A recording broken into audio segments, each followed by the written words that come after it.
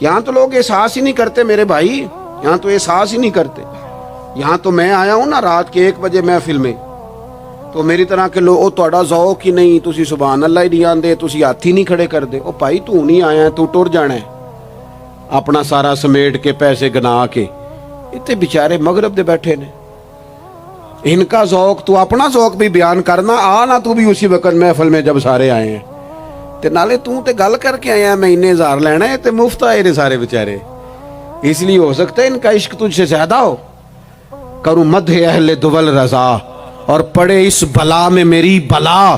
میں گدا ہوں اپنے کریم کا، میرا دین ہے کوئی پارا نہ نہیں. اس لیے میرے عزیز احساس دوسروں کا پیدا کریں اپنی طبیعت میں. ہم نا احساس نہیں کرتے. خدا را احساس کرو. ٹھیک ہے پریشانیاں ہیں، لیکن میں جوان سے کہوں گا تو نوجوان ہے، باہر تجھے ٹینشنیں ہیں، کاروبار کی مسائل ہیں، پریشانیاں ہیں، لیکن اللہ نے تجھے جوان کیا ہے نا، حوصلہ دیا ہے نا، تو باہر کی ٹینشنیں باہر چھوڑ کے آیا کر. گھر تیرے ابا جی انتظار کر رہے ہیں، ان کے پاس بیٹھ، ان کا دکھ سن، حوصلہ بڑا کر. پھر گھر کے اندر تیری اماں بیٹھی ہے، اس نے تیرے سے بات کرنی ہے، کئی باتیں سنانی ہے. تیرا بیٹا ہے وہ دوڑ کے آیا ابا ابا کہتے، اور تو کہتا لے جا میری طبیعت نہیں ٹھیک. دنیا میں سب سے مصروف وقت رسول کریم نے گزارا ہے، لیکن حضور تو غلاموں کی بات بھی سنتے، حضور تو گھر والوں کو وقت بھی دیتے. سیدہ عائشہ صدیقہ فرماتی ہیں جب تک گھر میں رہتے گھر کا کوئی کام ہی کرتے رہتے. اور حضور تو نواسوں کو ٹائم دیتے، نماز کے وقت بھی ساتھ لے جاتے. کیوں ہم اپنے آپ سے دوسروں کا احساس نکال بیٹھیں، دوسروں کے بارے میں تھوڑا احساس. آپ تھوڑے دن پہلے نا، کچھ عرصہ پہلے کچھ لوگ آگے میرے پاس کہنے لگے کہ کوئی طالب علم کوئی عالم مل جائے مدرسے میں سے آپ کے، اور ہم نے نا وہاں اپنے ہاں امامت کے لیے اور جمعہ کے لیے اس کو لے جانا ہے. میں نے کسی طالب علم سے کہا چلے جاؤ. وہ کہنے لگے تنخواہ کتنی دینی ہے؟ میں نے کہا کوئی زیادہ نہیں، جتنا آپ کے گھر کا خرچہ ہے اتنا اس کو بھی دے دیں. وہ پریشان ہو گیا، جی میں تسی نہیں سارے ہو گئے، تو اتنے پیسے دے دیں جتنا ہمارا خرچہ ہے. ہم تو صاحب ہوتے ہیں، اس کو کیسے دے دیں یہ والا خرچہ؟ تو کہنے لگے نہیں جی وہ تو ٹھیک ہے، تسی کوئی 10 چھڑو. اور میں نے کہا میں آپ کو وہ بتا رہا ہوں جو حضرت صدیق اکبر نے بتایا ہے. آپ کی تنخواہ کتنی لگائیں؟ کہا درمیانے مہاجر کا جتنا خرچہ ہے نا اتنا میرا بھی لگا دو. حضور گزارا نہ ہوا، فرمایا میں لوگوں کی تنخواہیں بڑھا دوں گا، جہاں سب کا گزارا ہوگا ابو بکر کا بھی ہو جائے گا. یہ کیا بات ہوئی کہ تیرا گزارا نہیں ہوتا تو مزدور کا کیسے ہوتا ہے؟ غریب آدمی کا احساس جب تک تجھے دوسروں کا پیدا نہیں ہوتا تو حضور کے اسوہ حسنہ تک نہیں پہنچ سکتا.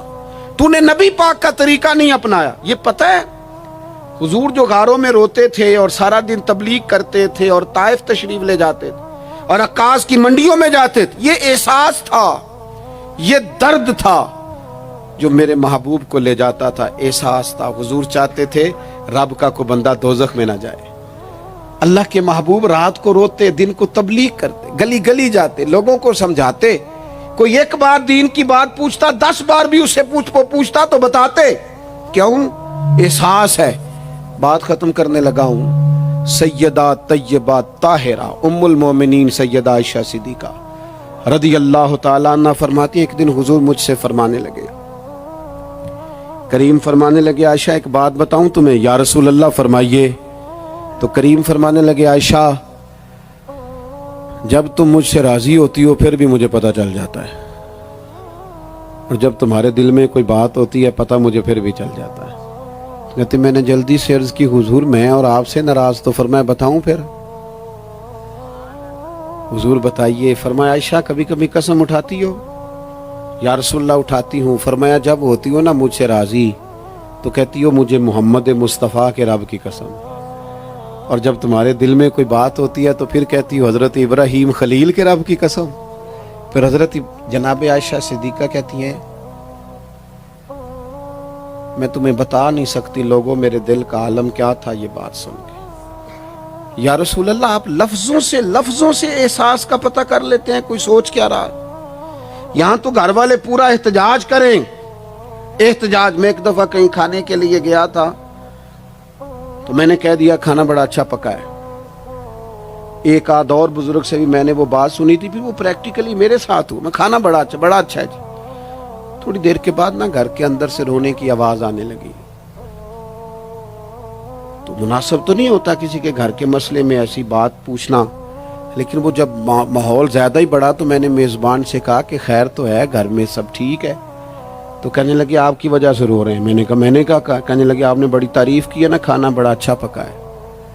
تو میری بیوی ہے تو عزیزوں میں سے، پر وہ گھر غریب ہے۔ اس نے کہا 14-15 سال ہو گئے اس گھر میں کھانا پکاتے، آج تک نہیں کسی نے کہا اچھا پکا ہے۔ میں غریب کی بیٹی ہوں، آج وہ تعریف سنی ہے تو دل کسی اور طرف ہی چلا گیا ہے۔ اتنا بھی احساس نہیں جو صبح سے گرمی میں کھڑے۔ آپ کو پتہ ہے نبی پاک نے کبھی کھانے میں نقص نہیں نکالا تھا۔ سیدہ عائشہ کہتی ہیں پسند ہوتا تو کھا لیتے ورنہ چھوڑ دیتے، کبھی عیب تو ہنڈیا پھینک دیتا۔ آنا گرمی میں تو بھی کھڑا ہونا، جہاں اماں کھڑی ہے، بیوی کھڑی ہے، بہنیں کھڑی ہیں، کھڑا ہونا 10 منٹ تو بھی۔ احساس ہی نہیں، صرف اپنا ہی پتہ ہے۔ سیدہ عائشہ صدیقہ، یہ حضور کا اسوہ حسنہ ہے۔ یہ طریقے اپناؤ زندگی میں، 4 5 8 چیزوں کو فقط سنت نہ سمجھو، یہ وسعت ہے حضور کے اسوہ نور میں۔ سیدہ عائشہ کہنے لگی، کریم فرمانے لگے تم قسم اٹھاتے حضرت ابراہیم کا نام لیتی ہو تو میں سمجھ جاتا ہوں۔ جناب عائشہ کہتی ہیں بس دل مچل گیا، کیفیت اور کی اور ہو گئی۔ میں نے کہا حضور پھر مجھے قسم ہو محمد عربی کے رب کی، میرے لبوں سے آپ کا نام ہی جاتا ہے، میرے دل میں آپ ہر وقت موجود رہتے ہیں۔ میرے عزیز کچھ باتیں آپ سے میں نے عرض کی، میں اپنی گفتگو پھر دہراتا ہوں۔ ایک تو حضور کی زندگی کامل ہے، مکمل ہے، اسے پڑھو۔ جس زاویے سے ہنسنا بھی با کمال ہے، رونا بھی بڑا قیمتی ہے۔ جس زاویے سے پڑھو گے کمال ہی کمال۔ اور پھر حضور کا اسوہ حسنہ پوری زندگی پہ لاگو کرو۔ ایک تو سچ بولیں، بددیانتی کبھی نہ کریں، جھوٹ کبھی نہ بولیں، اور اپنے دلوں سے سارے حسد، بغض، عداوتیں، دل دریا سمندروں ڈونگے، کون دلاں دیاں جانے، 14 طبق میرے دلے دے اندر، میں تمبو وانگوں تانے، دل میں گنجائش پیدا کریں۔ اور آخری بات آپ سے یہ عرض کی ہے، دوسروں کا احساس پیدا کریں، دوسروں کے لیے۔ ہم اس دین کے ماننے والے ہیں جس میں سے آبا زخمی حالت میں میدان میں زخموں سے چور بھی پڑے ہونا تو پھر بھی کہتے ہیں پانی میرے بھائی کو پلا دو۔ پانی اس دین کے ماننے والے، ہمیں نا خود غرض کیا گیا، اپنی اپنی پہ لگا دیا گیا ہے۔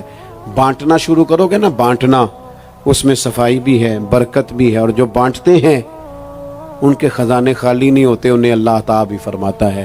پھر ایک دفعہ دعا کرتا ہوں اللہ تعالیٰ احباب کی کوشش کو اپنی بارگاہ میں قبول فرمائے۔ حضرت قبلہ پیر صاحب دامت برکاتہم العالیہ آستانہ عالیہ سالکاباد شریف سے آپ تشریف لائے، آپ نے صدارت بھی فرمائی اور ہم سب کے لیے دعا بھی فرمائیں گے۔ اللہ تبارک و تعالیٰ اس بزم نور کو قبولیت کا درجہ عطا فرمائے۔ وما علینا الا البلاغ۔